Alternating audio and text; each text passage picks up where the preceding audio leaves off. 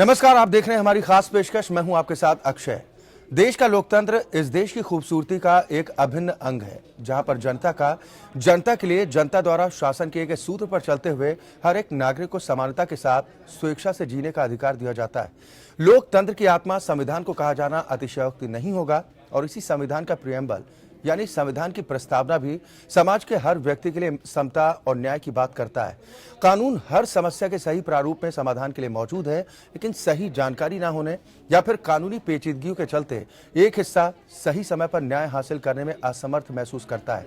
और इसी अंतर को खत्म करने के लिए इंडिया लीगल रिसर्च फाउंडेशन के इनिशिएटिव लीगल हेल्पलाइन में हम यहाँ पर मौजूद हैं। आपकी हर कानूनी समस्या में आपकी सहायता के लिए एक पत्रकार के तौर पर जब समाज में लोग आपको जानते हों और आप लीगल हेल्पलाइन सरीखा एक उम्दा शो होस्ट कर रहे हों, तो लोग आपसे उम्मीद रखते हैं कि कानूनन इंसाफ पाने में आप उनके लिए बेहद मददगार साबित हो सकते हैं।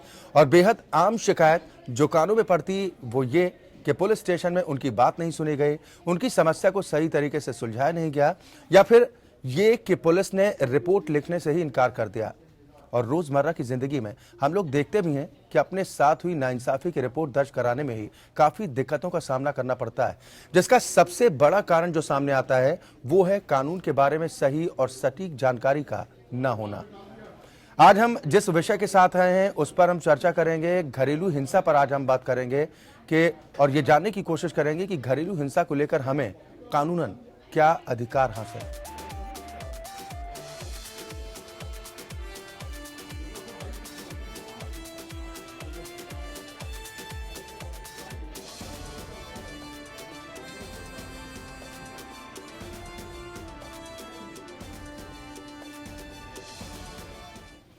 या तो हम अपनी लीगल हेल्पलाइन के माध्यम से उन लोगों तक निःशुल्क सहायता पहुंचाने की कोशिश करते हैं जो कानूनी पेचीदगियों में उलझे हुए हैं, फंसे हुए हैं, उन्हें कोई रास्ता नजर नहीं आ रहा। आज हमारे साथ बेहद खास मेहमान जुड़े हैं पंकज शर्मा जी। आप अधिवक्ता हाई कोर्ट के। पंकज जी, बहुत स्वागत है आपका हमारे साथ इस कार्यक्रम में शामिल होने के लिए। दर्शक भी हमारे साथ जुड़ेंगे। पहले दर्शक हमारे साथ खेरू जी जुड़ गए हैं। सबसे पहले उनका सवाल ले लेते हैं कि उनकी समस्या क्या है। लखनऊ से आप जुड़े हैं। खेरू जी, अपना सवाल कीजिए।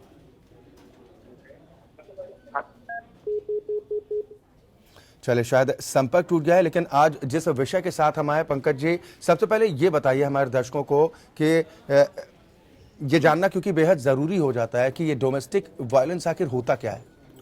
सर, घरेलू हिंसा जैसा कि आप शब्द को देखें, घरेलू हिंसा मीन्स जो हिंसा घर के अंदर घर के सदस्यों द्वारा किया जाए उसे हम घरेलू हिंसा के श्रेणी में रखते हैं। वैसी महिलाएं जिनके ऊपर घर के सदस्यों के द्वारा यदि कोई हिंसा किया जाता है तो वो घरेलू हिंसा के दर्जे में आता है। इसमें वैसे रिलेटिव या वैसे रिश्तेदार बाहर हो जाते हैं इस हिंसा से जो उनके साथ रहते नहीं है, मीन्स उनका उनसे कोई डोमेस्टिक रिलेशन नहीं है, घर में साथ रहने का रिलेशन नहीं है, तो वो डोमेस्टिक रिलेशनशिप से बाहर आते हैं। जो डोमेस्टिक रिलेशन है और जो डोमेस्टिक रिलेशन में रहते हुए जो क्राइम होता है, जो वायलेंस होता है अगेंस्ट वुमेन, वो सारे डोमेस्टिक हिंसा के अंदर आते हैं। इस डोमेस्टिक हिंसा में आप देखेंगे किस तरह के क्राइम हो सकते हैं अगेंस्ट वुमेन। जी, जनरली जो वुमेन के अगेंस्ट क्राइम होता है that is physical violence, mental violence, verbal violence, economic violence, even sexual violence is come under the domestic violence. इसमें एक एक्ट पास हुआ था 2000, that is the protection of women. जो act है वो 2005, वो वुमेन को प्रोटेक्ट करने के लिए, जिसको शॉर्ट में डोमेस्टिक वायलेंस एक्ट भी बोलते हैं, उस एक्ट में बहुत सारे प्रावधान हैं। बिल्कुल, हम उन प्रावधानों को समझने की कोशिश करेंगे कि आखिर कानूनन हमें क्या कुछ अधिकार हैं। दर्शक भी हमारे साथ लगातार जुड़ रहे हैं। मध्य प्रदेश से एक दर्शक कन्हैया लाल जी हमारे साथ जुड़ गए हैं। कन्हैया लाल जी, बहुत स्वागत है आपका। सवाल कीजिए अपना। मेरा सवाल है, मैं लाभार्थी सीमेंट में 3 साल से लगातार काम कर रहा था पैकिंग प्लांट में जी, और मुझे बिना वजह वहाँ से निकाल दिया गया, तो मुझे मतलब क्या करना चाहिए? और मेरा पीएफ वगैरह भी निकालने के लिए उन्होंने ये कर दिया, मना कर दिया, और मुझे मानसिक रूप से बहुत प्रताड़ित कर रहे हैं वो लोग। इसके पीछे कुछ वजह बताई गई कन्हैया लाल जी? नहीं, वजह कुछ भी नहीं है सर, बिना वजह मुझे निकाल दिया उन्होंने, बस मनमानी। वो बोल रहा है कि हम जो कहेंगे जो करना पड़ेगा तुझे, और मुझे मानसिक रूप से प्रताड़ित कर रहे थे। पंकज जी, क्या कानूनी रास्ता आप सुझाएंगे? जहाँ तक मैं समझ पा रहा हूँ उनका क्वेश्चन है, ये कहीं जॉब कर रहे थे जी। इनको जॉब से टर्मिनेट कर दिया गया, तो ये इंडस्ट्रियल डिस्प्यूट एक्ट का हेल्प ले सकते हैं। ये डिमांड नोटिस भेजकर कंपनी को उनसे डिमांड कर सकते हैं कि हमें नौकरी पर रखो, नहीं तो हम इसके जो लीगल रिकॉर्ड्स होते हैं, जो लीगल कानूनी प्रावधान है अंडर इंडस्ट्रियल डिस्प्यूट एक्ट के अंदर, हम उसके अंदर कार्रवाई करेंगे। यदि डिमांड नोटिस को फुलफिल नहीं करता है कंपनी, तो ऑब्वियस है आप टर्मिनेशन के अगेंस्ट में आप लेबर कोर्ट को अप्रोच कर सकते हैं कि भाई हमें इलीगली टर्मिनेट कर दिया गया है, सो हमें रिइंस्टेट किया जाए सर्विस में। जैसा कि कन्हैयालाल जी ने अभी बताया भी कि उन्हें वजह भी नहीं बताई गई, अगर उसके बावजूद अगर कंपनी के अधिकारी अगर नहीं मानते हैं तो पहला स्टेप इन्हें क्या उठाना चाहिए? पहला स्टेप इनको सबसे पहले जो इनके एरिया का लेबर ऑफिस है वहां पर जाकर कंप्लेंट करें कि भाई इन्होंने इंडस्ट्रियल डिस्प्यूट एक्ट का वायलेशन किया है, मुझे अचानक बिना किसी नोटिस के जी, बिना किसी इंक्वायरी के नौकरी से निकाल दिया गया है, हमें फिर से नौकरी पर पुनः स्थापित किया जाए, इसके लिए कंपनी मैनेजमेंट को डायरेक्शन दिया जाए। एक छोटा सा एप्लीकेशन लेकर हैंड रिटन खुद लेकर जा सकते हैं, इसमें किसी की हेल्प की जरूरत नहीं है। पूरी कहानी लिखकर हम इस समय से जॉब कर रहे थे, अब मुझे इस तारीख को बिना किसी कारण के नौकरी से निकाल दिया गया, तो 100% जो अथॉरिटी है वहाँ की वो एक्शन लेंगे। मैनेजमेंट से पूछेंगे, कंपनी से पूछेंगे कि भाई क्यों निकाला आपने इसको। चलिए, बिल्कुल उम्मीद करते हैं कि कन्हैयालाल जी आपको अपने सवाल का वाजिब जवाब जरूर मिला होगा। लगातार दर्शक हमारे साथ अब जुड़ रहे हैं। गुजरात से प्रकाश जी अगले कॉलर हमारे साथ जुड़े हैं। प्रकाश जी, सवाल कीजिए अपना। हाँ सर, नमस्कार। नमस्कार। हेलो जी प्रकाश जी, सवाल रखिए अपना। हाँ सर, नमस्कार।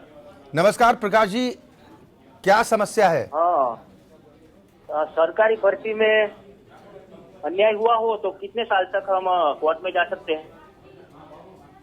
चलिए ठीक है, पंकज शर्मा जी ये जानना चाह रहे हुआ हैं, हो तो कितने साल तक ठीक हम है, कोर्ट ये में जा जानना सकते चाह रहे हैं कि किसी तरह की अगर सरकारी भर्ती प्रक्रिया के दौरान गड़बड़ी होती है तो कोर्ट में कब तक जा सकते हैं, कितना वक्त मिलता है? पहले इनको ये क्लियर करें कि भर्ती का प्रक्रिया किस तरह का था। Return Prakash ji, return examination आपने पास किया था? प्रकाश जी, हेलो जी, आपका जो इंटरव्यू में मुझे इंटरव्यू में बुलाया गया था। अच्छा, हाँ, इंटरव्यू में बुलाया गया था मुझे। उसमें कोई रिटर्न परीक्षा नहीं थी, लिखित परीक्षा नहीं थी उसमें? इंटरव्यू में मुझे कहा गया कि आपका कॉल इंटरव्यू आपका कॉल लेटर गलती से निकल गया है। नहीं, ऐसा नहीं हो सकता है। आप उनको एक नोटिस भेजें, जो डिपार्टमेंट है उसको आप नोटिस भेजें कि आपने हमें सो एंड सो लेटर से कम्युनिकेट करके हम मुझे इंटरव्यू के लिए बुलाया था। या नहीं तो यदि सरकारी डिपार्टमेंट है तो उसमें आप RTI लगा सकते हैं। RTI से जो जवाब आप जानना चाहते हैं उस डिपार्टमेंट से जवाब ले सकते हैं कि किस किस प्रक्रिया के अंदर इंटरव्यू के लिए हमें कॉल किया गया था और इंटरव्यू में हमारा क्यों नहीं सिलेक्शन हुआ, इंटरव्यू में हमारे कितने मार्क्स आए हैं, या फिर जो सिलेक्टेड पर्सन है उसके कितने मार्क्स हैं। इस तरह से आप जस्टिफाई कर पाएंगे अपने आप को कि आपका क्यों नहीं हुआ, किस वजह से नहीं हुआ। उसके बाद यदि लगता है कि इन सारी चीज़ों में कुछ लॉ का वायलेशन है तो आप 100% एक कंप्लेंट कोर्ट में फाइल कर सकते हैं। क्रिमिनल कंप्लेंट मेंटेनेबल है इसमें। चलिए, बिल्कुल उम्मीद करते हैं कि प्रकाश जी को उनका वाजिब जवाब मिल गया होगा। और अपने दर्शकों से हम एक अपील भी कर रहे हैं कि जिस वक्त आप हमें कॉल करते हैं अपने टेलीविजन का वॉल्यूम आप पूरी तरह से बंद रखें ताकि आप अपनी आवाज़ को बेहतर ढंग से उठा सकें। आज हम बात डोमेस्टिक वायलेंस को लेकर कर रहे हैं। सर, घरेलू हिंसा संबंधित कानूनी प्रावधान क्या क्या हासिल है? सर, घरेलू हिंसा में पूरी तरह से वुमेन को प्रोटेक्ट किया गया है। इसका नाम ही है the protection of women from domestic violence act. इसमें आपको यदि किसी तरह का आपके अगेंस्ट में किसी भी तरह का डोमेस्टिक वायलेंस हुआ तो आप इसको सबसे पहले थाने में अप्रोच करके उसका रिपोर्ट दाखिल कर सकते हैं। इसके अलावा एक प्रोटेक्शन ऑफिसर होता है हर एक डिस्ट्रिक्ट में। आप उस प्रोटेक्शन ऑफिसर को भी अपना सारा कहानी बता सकते हैं, हमारे साथ ये सारे वायलेंस हुए हैं। इस डोमेस्टिक वायलेंस में आपके पास बहुत सारे अधिकार हैं। इसमें सेक्शन 18 है, 19, 20, 21, 22, 23, ये सारे स्पेसिफिक सेक्शन हैं।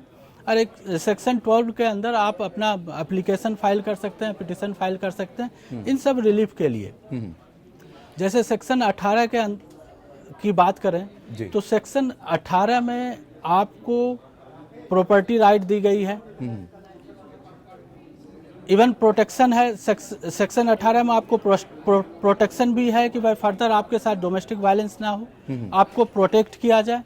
सेक्शन 19 में प्रॉपर्टी राइट है। सेक्शन 20 एंड 22 स्पेसिफिक आपको मेंटेनेंस का बात करता है कि भाई आपको मेंटेनेंस दिया जाए। इवन सेक्शन 23 जिसमें एक्स पार्टी ऑर्डर की बात होती है कि एक्स पार्टी मेंटेनेंस भी जी विक्टिम को दिया जा सकता है। सेक्शन 21 कस्टडी राइट है चाइल्ड का। जी तो ये सारे कानूनन प्रावधान है डोमेस्टिक वायलेंस एक्ट के अंदर।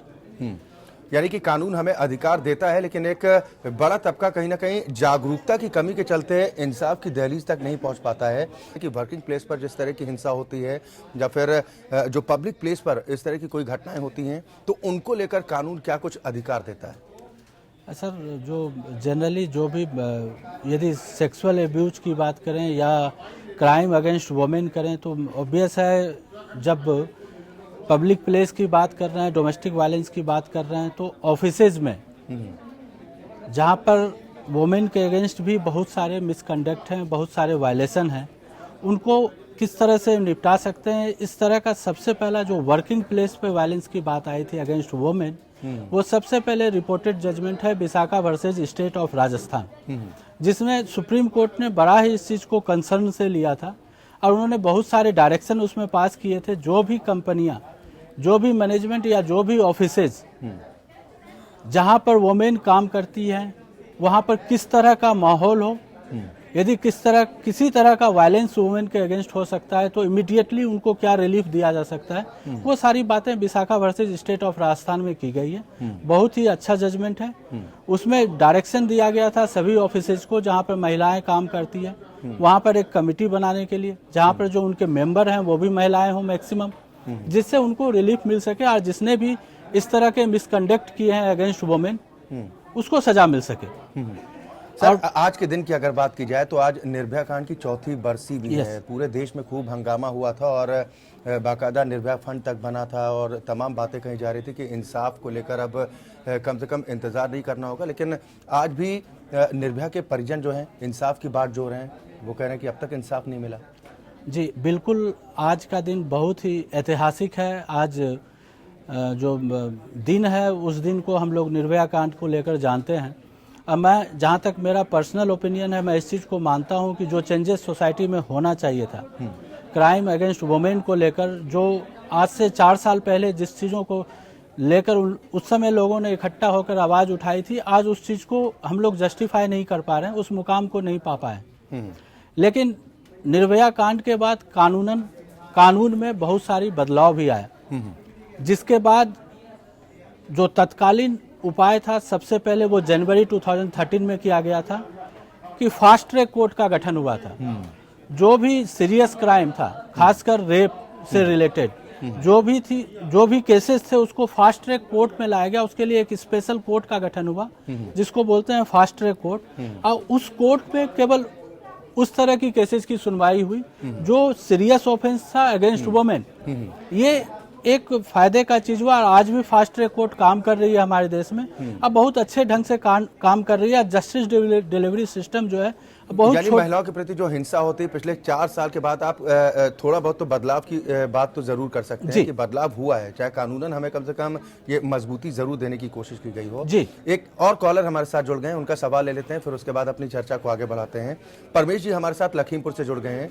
परमेश जी, बहुत स्वागत है आपका, सवाल कीजिए। जी सर, नमस्कार। नमस्कार। मेरा सर सवाल ये है कि मेरे ऊपर घरेलू हिंसा 406 और मेंटेनेंस पर केस चल रहा है।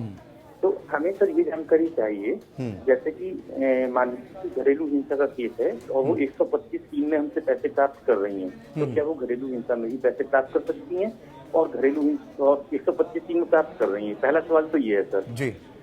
दूसरा सर मेरा ये सवाल ये है कि जैसे 125(3) में जिस दिन जज साहब थे, मतलब पारित न्यायालय में पारित जज थे, उन्होंने आदेश पारित किया था। ये आदेश इस तरीके का था कि पत्रावली पेश हुई, वादनी उपस्थित, विपक्षी अनुपस्थित, वादनी संपूर्ण विवरण प्रस्तुत करे और तिथि 1/12/2016 को बाढ़ के शेष भुगतान हेतु पेश हो।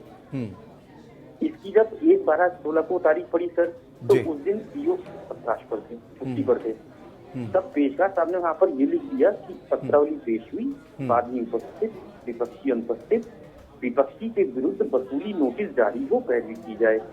तो मेरा कहना ये है कि क्या मतलब पेशकार को ये हक है, वो पीओ अवकाश पर हैं तब भी वो इस तरीके का नोटिस जारी करने वाली आदेशित चीज लिख सकते हैं या नहीं लिख सकते हैं? ठीक है पंकज दो चीजें हैं सर मेरी। जी। सर इनका क्वेश्चन बहुत बड़ा हो गया, ये थोड़ा शॉर्ट में करके पूछे। कुछ कंपनसेशन की बात हो रही थी। सेक्शन 125 में क्या कंपनसेशन आपको देना पड़ रहा है? हाँ जी, देना पड़ रहा है, दे रहा हूँ। यस। और डोमेस्टिक वायलेंस का भी केस है या फिर केवल 498 का केस है? नहीं, 498 का केस अलग चल रहा है, डोमेस्टिक वायलेंस का अलग चल रहा है। डोमेस्टिक वायलेंस में भी उसने डिमांड की है कि उसको अलग से पैसा दिया जाए। जी, मैं आपको बता दूं, डोमेस्टिक वायलेंस में एक प्रोविजन है सेक्शन 26, उसमें कहा जाता है कि ये सप्लीमेंट है। मीन्स जो और कहीं आपको यदि मेंटेनेंस देना पड़ रहा है तो सेक्शन 26 का जो डोमेस्टिक वायलेंस एक्ट के अंदर जो आपको मेंटेनेंस की बात की गई है वो सभी और कानूनों का सप्लीमेंट है। तो सेक्शन 26 ये कहती है कि यदि कोर्ट चाहे तो आपको अलग से मेंटेनेंस दिलवाया जा सकता है, लेकिन चूंकि वो सारे चीज फैक्ट पे डिसाइड होते हैं कि आप यदि एक बार कंपनसेशन दे रहे हैं अब वो सफिशिएंट है तो जनरली कोर्ट दोबारा कुछ एडिशन में तभी कहती है जब सर्कमस्टांसेस चेंज होते हैं। समझ गए सर? चलिए, बिल्कुल उम्मीद करते हैं कि परमेश जी आपको अपने सवाल का जवाब जरूर मिला होगा और लगातार दर्शक हमारे साथ जुड़ रहे हैं जो अपनी कानूनी समस्याओं को हमारे सामने रख रहे हैं। अगर आप भी किसी भी तरह की कानूनी पेचीदगी से अगर परेशान हैं तो अब आपको परेशान होने की जरूरत नहीं है। हम यहाँ पर मौजूद हैं आपकी समस्याओं का निःशुल्क समाधान करने के लिए। हमारे साथ बेहद खास मेहमान पंकज शर्मा जी हैं, आप अधिवक्ता हैं हाई कोर्ट के। और आज जिस विषय को लेकर हम सामने आए हैं ये विषय है घरेलू हिंसा से जुड़ा हुआ, डोमेस्टिक वायलेंस की हम बात कर रहे हैं। हर तरह की समस्याओं का निदान कानूनन हमारे पास मौजूद है, लेकिन दरअसल होता क्या है कि लोगों के पास सही जानकारी नहीं होती है, जिसके अभाव के चलते लोग इंसाफ की दहलीज तक नहीं पहुंच पाते हैं। हमारी इस खास पेशकश का मकसद सिर्फ इतना है कि उन लोगों तक निःशुल्क कानूनी सहायता पहुंचे जो लोग इंसाफ नहीं पा पाते हैं या फिर उन्हें कोई रास्ता समझ नहीं आता। आज हमने बात की है डोमेस्टिक वायलेंस की कि आखिर क्या कानूनन अधिकार प्राप्त हैं। कल हम फिर हाजिर होंगे एक नए विषय के साथ, एक नए मेहमान के साथ। तब तक के लिए इजाजत दीजिए। नमस्कार।